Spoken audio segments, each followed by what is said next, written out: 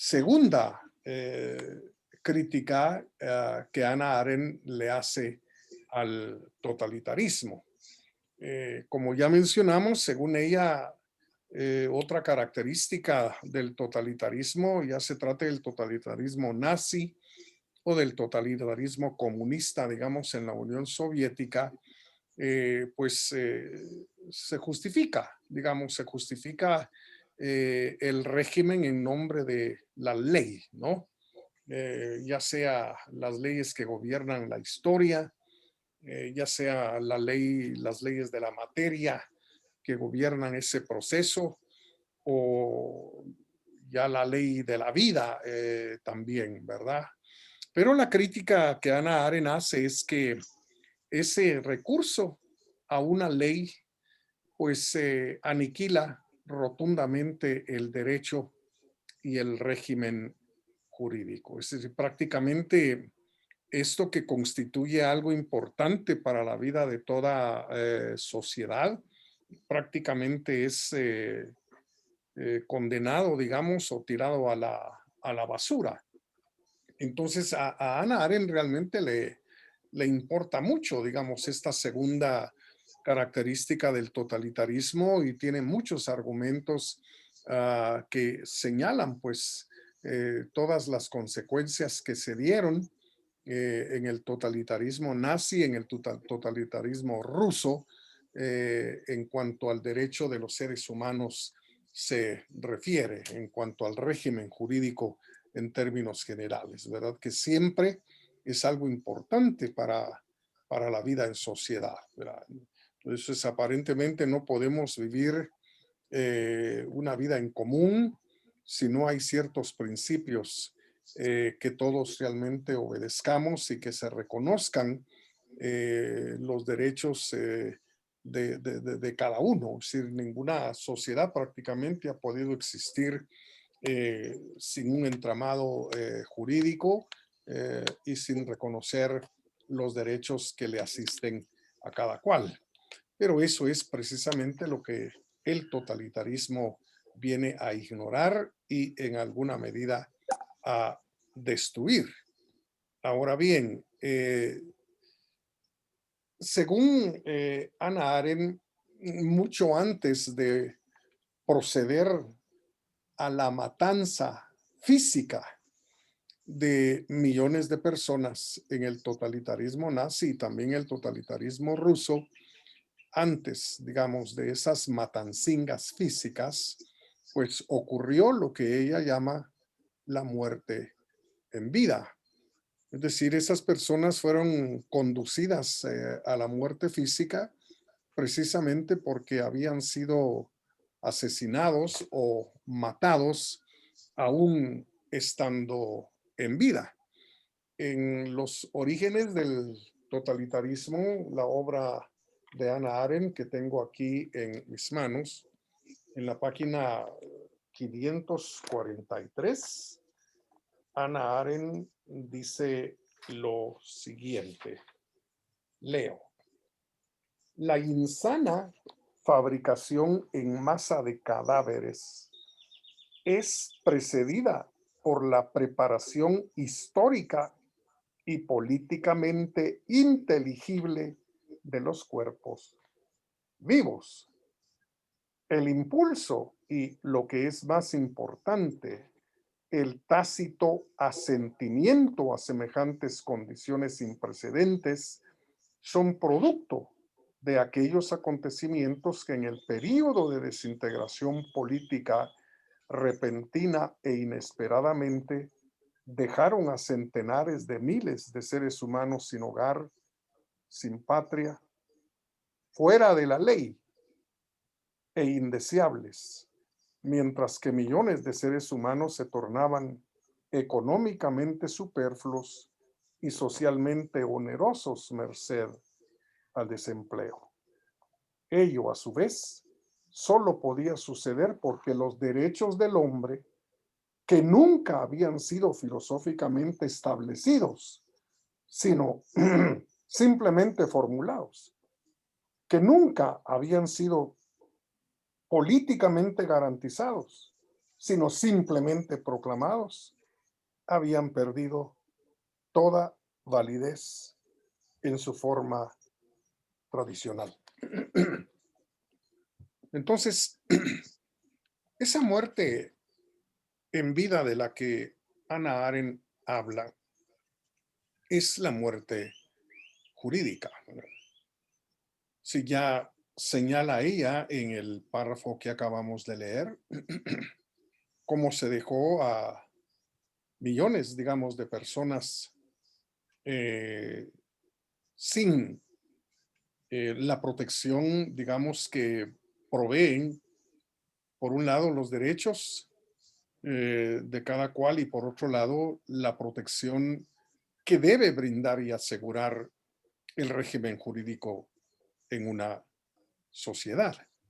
De manera pues que al eliminarlos jurídicamente, se les estaba poniendo prácticamente en camino a la muerte física, que era nada más una consecuencia, un resultado, digamos, hasta cierto punto trágicamente lógico de la muerte jurídica de la cual habían sido objeto. Entonces, es lamentable, dice Arendt, que esto hubiera ocurrido en el totalitarismo, cosa que realmente nunca antes había ocurrido, digamos, en la historia de la humanidad.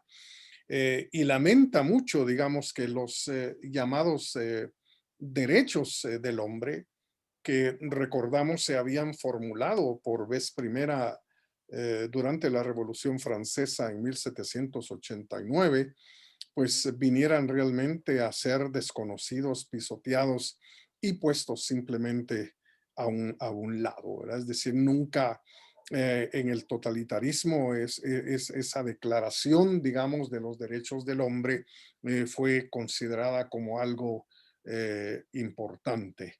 No al menos para algunos, no al menos para algunos. Millones, digamos, de seres humanos que definitivamente quedaron totalmente sin derechos. Entonces, los derechos del hombre eran prácticamente letra muerta, como ya lo leímos en el párrafo que acabamos de mencionar. Entonces, eran aniquilados, digamos, en vida, no solo algunos, esa es la impresión que Hannah Arendt, digamos, tiene, que no era realmente solo algunas personas, como lo hemos señalado, judíos, digamos, gitanos, en fin, etcétera, sino vamos a ver lo que dice siempre en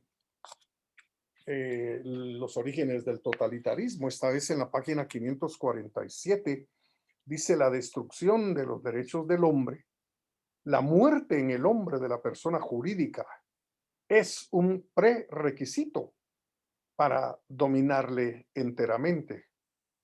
Y ello se aplica no solo a categorías especiales, tales como las de delincuentes, adversarios políticos, judíos, homosexuales, sobre quienes se realizaron los primeros experimentos, sino a cada habitante de un estado totalitario.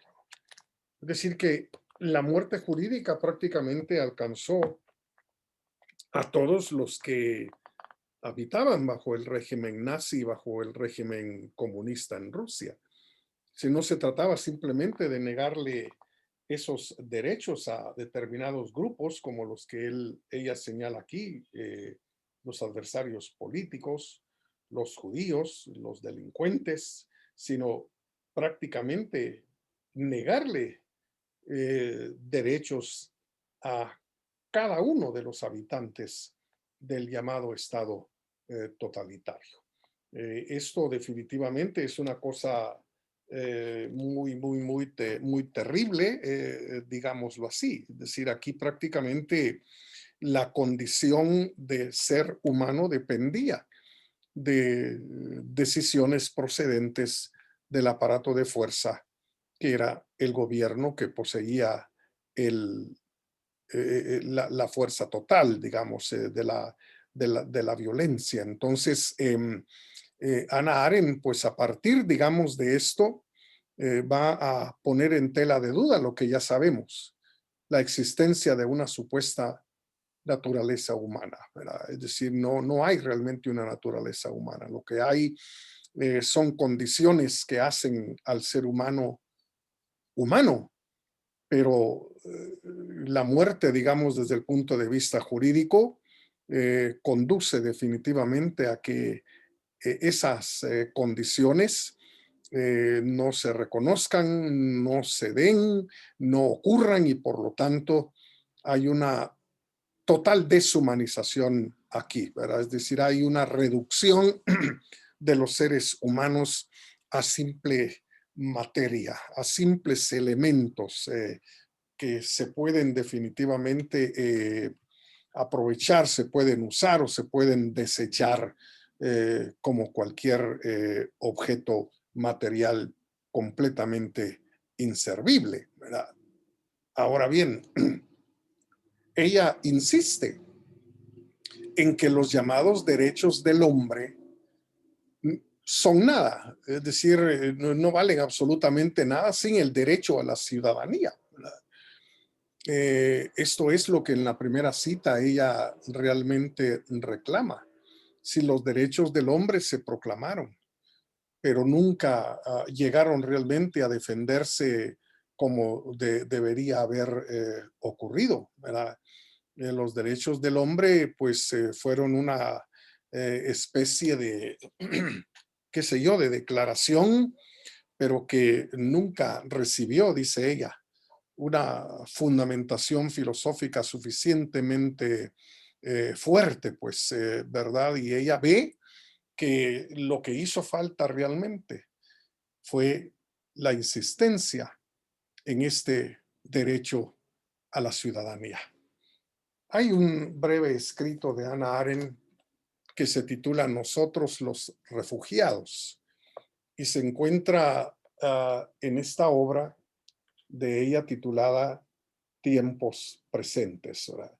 Recordemos que algunos de los textos de Hannah Arendt son colecciones, digamos, de conferencias, de artículos, y eso ocurre precisamente con tiempos presentes. Entonces, en este artículo que se titula Nosotros, los refugiados, dice Hannah Arendt aquí a la altura de la página 21, antes de que nadie nos tire la primera piedra, debería recordar que en cuanto judíos no tenemos ningún estatuto legal en este mundo. Es decir,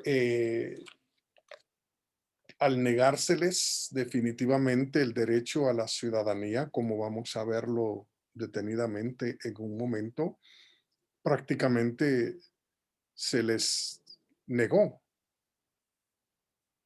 todo derecho propio del ser humano, la vida, la propiedad, la libertad, el respeto a la integridad física, el derecho a la inviolabilidad del domicilio, en fin, etcétera. Incluso el derecho, digamos, a ejercer una profesión, a tener un trabajo para poder ganarse la vida. Entonces, todos esos derechos, según ella, son nada sin el derecho a la ciudadanía, ¿verdad? Porque al fin y al cabo, el tener, digamos, una ciudadanía, ser reconocido como ciudadano, digamos, de una sociedad, pues es de algún modo una garantía muy importante de la observancia y la preservación de los derechos del ser humano. Entonces, desde la perspectiva de Hannah Arendt, el hombre está en el mundo como sujeto de derechos. Como ya dije, no hay una naturaleza que nos haga humanos, ¿verdad? Una naturaleza universal, permanente, constante, que no cambia, que no desaparece, no. Hay condiciones que nos hacen definitivamente humanos. Y precisamente una de esas condiciones es el ser sujeto de derechos, cosa que definitivamente se le puede negar, como dice ella, y de hecho se le negó no solo a determinados grupos en Alemania y en Rusia, sino a todos los que pertenecían a esos estados de carácter totalitario. ¿Verdad? Recordemos, por ejemplo, eh, en este proceso de eliminar a los judíos, en este caso concretamente, eliminarlos, digamos, como sujetos de derechos, como ciudadanos.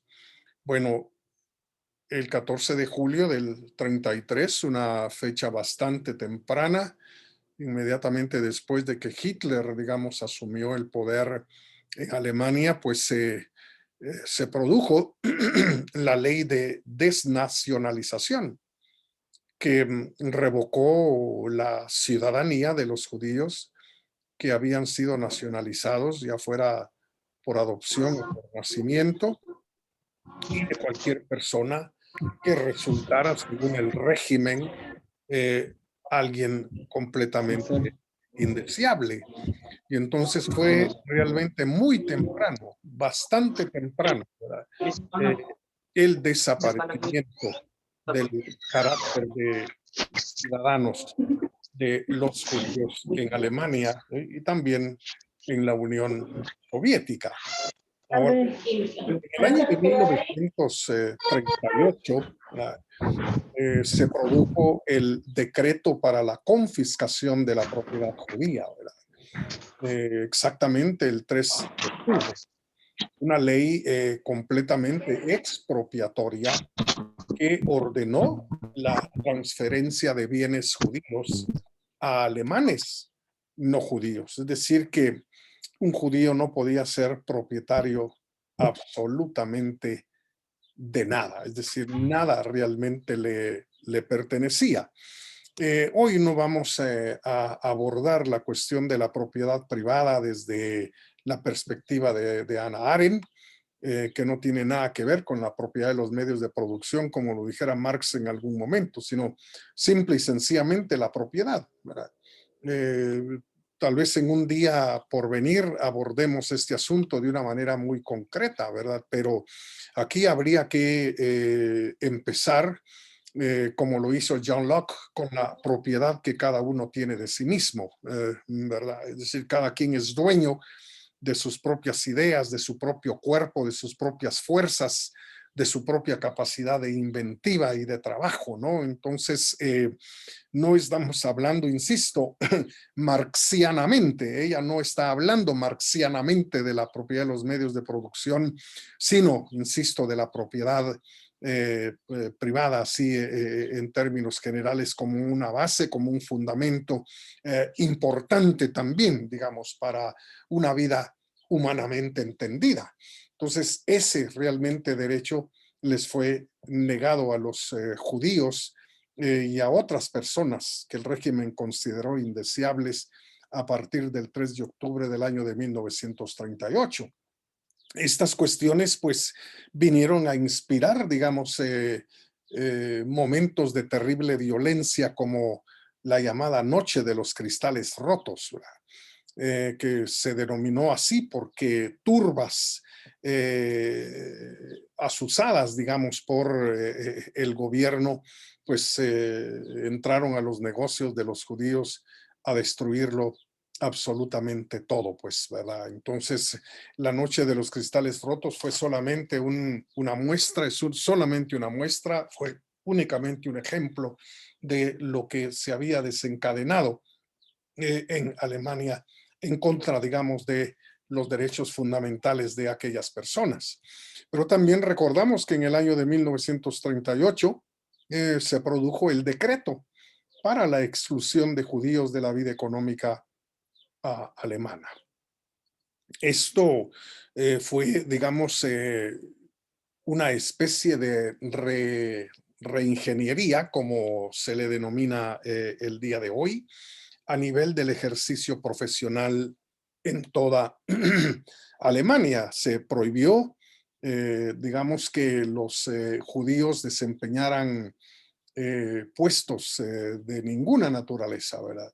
Si un médico judío no podía ejercer, un abogado judío no podía ejercer, un profesor judío no podía realmente enseñar.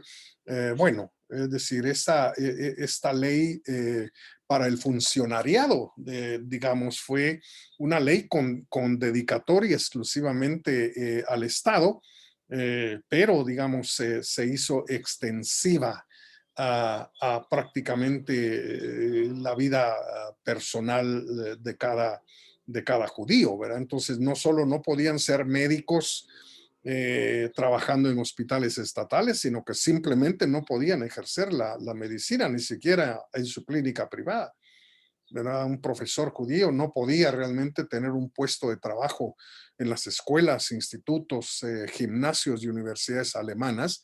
Ni siquiera se podía dedicar a dar clases privadas. Es decir, esto fue verdaderamente terrible. Aparte, digamos, de lo que este decreto relacionado con la vida económica decía, de ordenar el cierre de toda empresa, de todo negocio que fuera propiedad de judíos. Ahora, recordemos que esto que Ana Arendt realmente está señalando de la pérdida, digamos, de la nacionalidad, la pérdida de la condición de ciudadanos, pues fue una verdadera lacra de principios del siglo XX, ¿verdad? Es decir, el siglo XX creo que es un siglo realmente vergonzoso en la historia de la humanidad, no solo en la historia de Occidente. Hay que recordar que esto ocurrió inmediatamente después de terminada la Primera Guerra Mundial, es decir, después de 1918, eh, cuando personas, digamos, que vivían en diferentes lugares, pues fueron objeto de la eliminación de su condición como ciudadanos. Se les negó rotundamente la nacionalidad y la pertenencia, digamos, a un país, a un estado, a una sociedad. Y esto no solo se dio realmente, digamos, en Alemania, sino prácticamente en muchos lados en Europa. Cantidades realmente gigantescas, digamos, de armenios, también de españoles, de húngaros y por supuesto alemanes judíos, ¿verdad? Y no solo judíos, como lo hemos señalado hasta este momento, perdieron realmente su nacionalidad y a dónde realmente se iban a ir si los estados vecinos tampoco querían recibirlos, pues, ¿verdad? Tampoco querían concederles la nacionalidad una vez que arribaban, digamos, a un país huyendo y buscando un refugio, ¿verdad? Ahí está el caso precisamente de Francia. Francia también creó campos, digamos, de concentración a donde tenían que ir a parar los judíos que huían realmente de Alemania. Pues entonces, habiendo perdido la nacionalidad alemana, pues algunos o muchos pensaron en adquirir la nacionalidad francesa, digamos, para mantener ese estatus y por lo tanto la protección de sus derechos, pero se fueron a encontrar con que también en Francia existían esos centros de confinamiento, de enfermedad y de muerte, porque Francia tampoco los quería. Ana Arendt sufrió eso casi durante 20 años, ¿verdad? Yendo de un lado a otro sin tener una identidad, digamos, como ciudadana de ningún país, hasta que finalmente pues obtuvo la nacionalidad estadounidense, ¿no? Entonces era una cosa verdaderamente terrible en Europa, esa desnacionalización y también el rechazo a aquellos que habían perdido la condición de ciudadanos. Un rechazo prácticamente generalizado donde en ningún lado se les quería realmente recibir y mucho menos reconocer, ¿no? Entonces, los campos de concentración, pues tanto en Alemania y en Rusia, contenían en su mayoría a inocentes, ¿verdad? Inocentes cuya identidad jurídica había sido abolida, empezando precisamente con la detención completamente arbitraria, ¿verdad? Completamente arbitraria. Ana Arendt asegura que hasta los delincuentes solían tener, digamos, una identidad. Al fin y al cabo, era gente, digamos, que había cometido crímenes, que había quebrantado, digamos, ciertos principios de convivencia y estaban ahí, pues, pero de algún modo eran reconocidos como delincuentes. Ya eso era una cuestión, digamos, digna de tener en cuenta. Pero aquellos que habían sido atrapados por ninguna razón, prácticamente por ninguna razón, sin haber cometido un delito, una falta, eh, pues bueno, de ellos estaba prácticamente lleno cualquier campo, digamos, de confinamiento, tanto en Alemania como en Rusia. En los orígenes del totalitarismo, vuelvo otra vez a esta obra en la página 145, esta vez Ana Arendt dice lo siguiente: este grupo más numeroso consistió desde entonces en personas cuyos actos, en manera alguna, tanto en su propia conciencia como en la de sus atormentadores, guardaban relación con su detención, ¿verdad? En Alemania, a partir de 1938, este elemento se hallaba representado por masas de judíos. En Rusia, por cualquier grupo que, por una razón que nada tenía que ver con sus acciones, había caído en desgracia ante las autoridades. Estos grupos, inocentes en todos los sentidos, son los más convenientes para la profunda experimentación de expolio y destrucción de la persona jurídica, y por ello ambos constituyen cualitativa y cuantitativamente la categoría más esencial de la población del campo. Entonces había obviamente un claro propósito, digamos, al detener y condenar a personas inocentes, y era demostrar simple y sencillamente que nadie valía nada, que cualquiera era realmente poca cosa ante la violencia ejercida por los regímenes totalitarios, ¿verdad? Ahora, tengo en mis manos una obra muy interesante, escrita por Noelia Bueno Gómez, que se titula Acción y biografía de la política a la historia, la identidad individual en Hannah Arendt. La autora, Noelia Bueno Gómez, es española, nació en Oviedo, España, pero ha hecho tanto sus estudios como su carrera académica en universidades alemanas y actualmente ejerce la docencia en la Universidad de Innsbruck. Entonces, a la altura de la página 117, Noelia Bueno Gómez dice lo siguiente: aquí ya aparecía planteada, se está refiriendo a otra de las obras, digamos, de Hannah Arendt. Aquí ya aparecía planteada la cuestión de la identidad individual en relación con el lugar que una ocupa en un mundo determinado. Y aparecían imbricados por primera vez dos de los grandes temas de la obra de Hannah Arendt. Dos puntos. Sin arraigo, sin lugar propio reconocido, no resulta posible cierta dimensión de la existencia humana que, en su doble vertiente de la acción y la permanencia en el acervo histórico de una comunidad concreta proporcionan a cada cual una identidad, afianzándolo lo máximo posible en la realidad. Es decir, que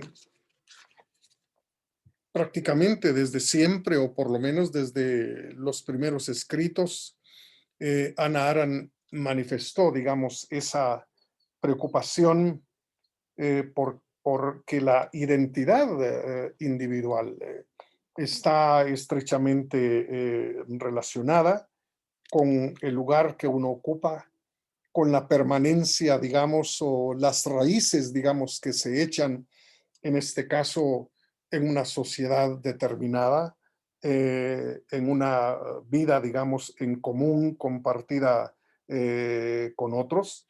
Digamos, esa raigambre, ese enraizamiento, digamos, que prácticamente tiene que ver con las ciudadanías, fue una preocupación, digamos, fundamental del pensamiento de Hannah Arendt. Sin eso, pues no solo no puede haber, digamos, derecho individual, sino que se pierde también la misma humanidad que, como ya hemos señalado, que para Hannah Arendt depende realmente de una serie de condiciones. Bueno, dejamos el asunto aquí de el aspecto jurídico del totalitarismo para entrar en este segundo tema el día de hoy. Ya sería el punto C, la crítica número 3 que Hannah Arendt hace al totalitarismo. Porque recordemos que ella señalaba que en el totalitarismo parece que hay mucha acción. Pero la verdad, dice Hannah Arendt, es que eso es falso.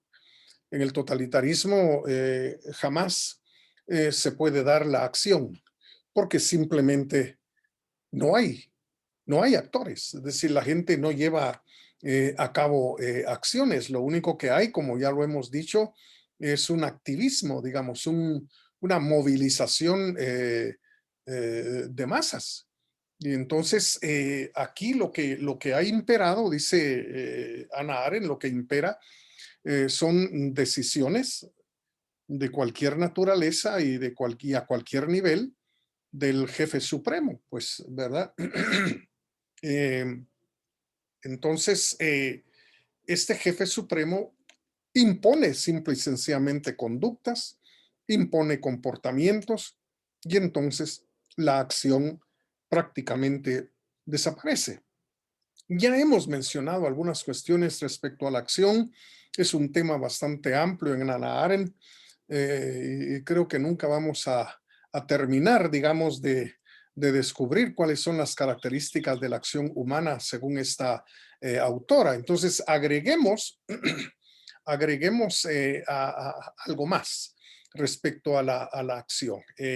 Aquí en la condición humana, un texto que voy a traer para acá, en la condición humana, Hannah Arendt asegura, digamos, que entre las condiciones de la humanidad, o sea, las condiciones de la vida humana, eh, pues la más identificada con esa condición humana de la natalidad es precisamente la acción. En la página número 23 de la condición humana dice Hannah Arendt lo siguiente: sin embargo, de las tres, la acción mantiene la más estrecha relación con la condición humana de la natalidad.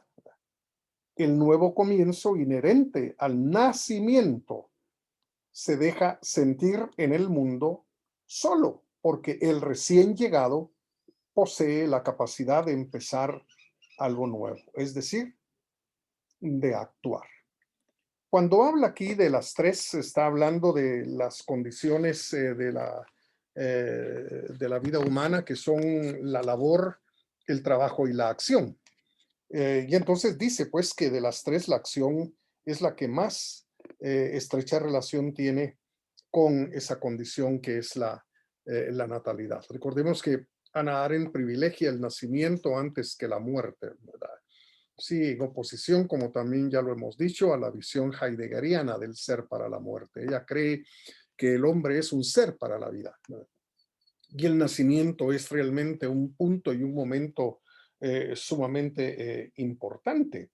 Y entonces aquí ella cataloga, digamos, la acción como la capacidad de empezar algo completamente nuevo. En este caso, digamos, una vida que nadie más ha vivido, ¿verdad? Una vida que tampoco se puede volver a repetir, que es algo único, pues, ¿verdad? Porque son nuestras acciones las que definitivamente van revelando quiénes somos en este mundo, como lo vamos a ver dentro de algún momento. Entonces, esta, esta idea, digamos, fundamental de la acción humana como el comienzo, digamos, de una nueva vida, de algo completamente novedoso, pues era algo rotundamente imposible bajo el régimen totalitario, ¿no? Entonces, según ella, fue esto totalmente lamentable porque, por un lado, el nacimiento y por otro lado, la acción constituyen realmente la esperanza del mundo. Siempre en la condición humana, solo que en la página 266, Hannah Arendt dice lo siguiente: el milagro que salva al mundo, a la esfera de los asuntos humanos, de su ruina normal y natural, es, en último término, el hecho de la natalidad, en el que se enraiza ontológicamente la facultad de acción. Vuelve a insistir en eso. Dicho con otras palabras, sigue diciendo, el nacimiento de nuevos hombres y un nuevo comienzo es la acción que son capaces de emprender los humanos por el hecho de haber nacido. Es decir, si el ser humano como género, podríamos decir, no ha desaparecido, es precisamente por el nacimiento, por el surgimiento en el espacio que es común de nuevos individuos, de nuevos seres humanos. Si la humanidad misma ha ido avanzando y en cierto modo progresando, se debe precisamente a los nuevos nacimientos de gente que con sus acciones pues ha traído inventos, descubrimientos, mejoras, digamos, en las condiciones de vida a nivel general. Por eso ella cree realmente que tanto el nacimiento de nuevos hombres como las acciones emprendidas por estos nuevos hombres constituyen y han constituido siempre la esperanza, digamos, del mundo humano. Y por supuesto, tenemos que hacer alusión aquí a el significado, digamos, de la acción, ya desde un punto de vista etimológico, si usted quiere. En la condición humana, siempre a la altura de la página 201, Hannah Arendt dice, actuar en su sentido más general significa tomar una iniciativa, comenzar, como indica la palabra griega argein, comenzar, conducir y finalmente gobernar, ¿verdad? Poner algo en movimiento, que es el significado original del agere latino, ¿verdad? Debido a que son initium, los recién llegados y principiantes, por virtud del nacimiento, los hombres toman la iniciativa y se prestan a la acción. Entonces, según ella, digamos, los orígenes de la misma palabra actuar, pues tienen que ver con iniciativa, con comenzar, con conducir y por supuesto con gobernar, ¿verdad? Es decir, ese gobierno o control que el ser humano tiene sobre su propio actuar y sobre su propia vida en consecuencia, ¿verdad? O poner en movimiento también, que es el significado de la palabra agere en latino, ¿verdad? Entonces, el hombre realmente es un agente, ¿no? ¿Por qué? Porque lleva a cabo acciones, ¿no? Pone algo realmente en movimiento, ¿no? Entonces, para Hannah Arendt, pues la acción entendida como ella la entiende, pues es algo inexistente en los regímenes totalitarios. Para ir terminando esta exposición, ella asegura, digamos, como ya lo hemos dicho brevemente, que la acción revela el quién, ¿verdad? Aquí en esta obra que también hemos utilizado y mencionado ya en los días anteriores, La pluralidad del mundo, que es otra colección, digamos, de ensayos de Hannah Arendt en la página 176 y 177. Hannah Arendt dice lo siguiente: todas las actividades humanas están condicionadas por el hecho de la pluralidad humana. Es decir, de que en la Tierra no habita un hombre, sino una pluralidad de seres humanos que de un modo u otro viven juntos, pero solo la acción y la palabra están relacionadas de manera específica con el hecho de que vivir siempre significa vivir entre los seres humanos, entre aquellos que son mis iguales. De allí que cuando yo me inserto en el mundo, lo hago en un mundo donde ya están presentes otros. La acción y la palabra están tan estrechamente relacionadas porque el acto primordial y específicamente humano siempre debe responder a la pregunta que se le hace a todo recién llegado. ¿Quién eres tú?